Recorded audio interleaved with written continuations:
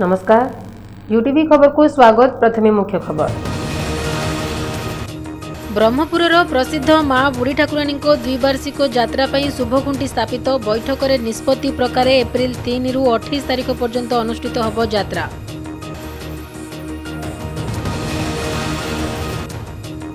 खरा दिन को दृष्टि रखी ब्रह्मपुर में पानीय जल समस्यार समाधान नहीं विधायकों अध्यक्षतार जरूरी बैठक अनुष्ठित। विभागीय जंत्री मानकु तागिद।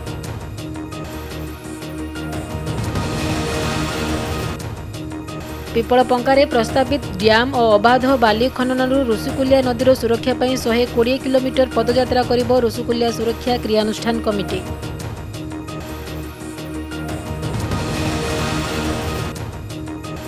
नीलांचल नगर में द्रुत गति में जाउथुबा एक कार स्कूटी को धक्का देवा फल शिक्षयित्री और तांको पड़ोशी महिला गुरुतर आहत। निमखंडी थाना पुलिस तदंत जारी।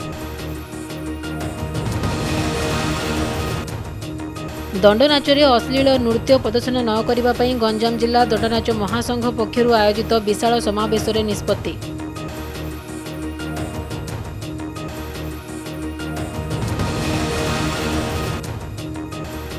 एवं आसंता 15 तारिख में रंगर पर्व होली पालन पर ब्रह्मपुर महानगर में उत्साह।